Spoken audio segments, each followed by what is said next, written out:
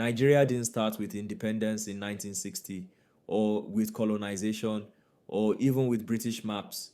The real history of Nigeria goes much deeper than that. Before Nigeria, there were kingdoms, powerful ones, civilizations with their own laws, economies, cultures, and armies. The Benin Empire, with its bronze artistry and advanced city planning. The Oyo Empire, known for cavalry warfare and political structure.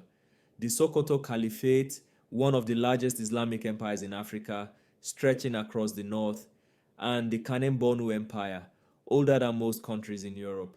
These weren't random tribes. These were organized states with centuries of legacy. But in the 1800s, Europe wasn't playing fair anymore. The Berlin Conference of 1884, where African borders were drawn without a single African present, turned the continent into a business project. For Britain, Nigeria was a merger.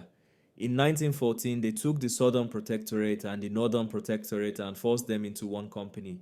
No shared language, no shared religion, no shared vision, just forced unity for resource control. The name Nigeria itself, invented by Flora Shaw, a British journalist. It comes from the river Niger, not from the people. That's how artificial the name is. Fast forward to independence in 1960.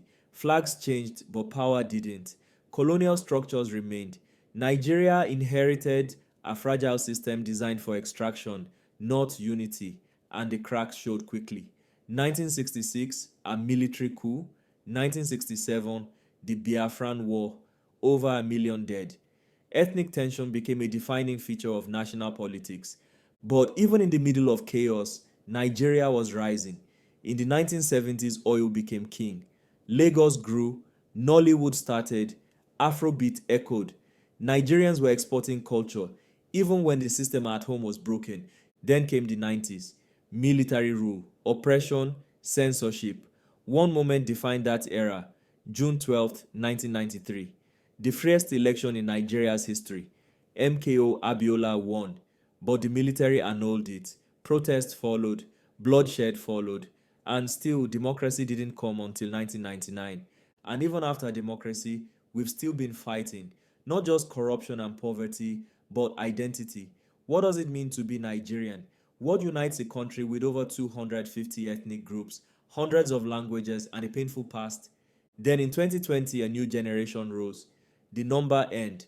SARS protests weren't just about police brutality, they were about dignity, about youth saying, "We are tired." Tired of a country that punishes its own. Tired of recycled leaders. Tired of pretending things are normal. NSAS was a crack in the wall, a reminder that Nigeria's real story is still being written, not by politicians but by its people.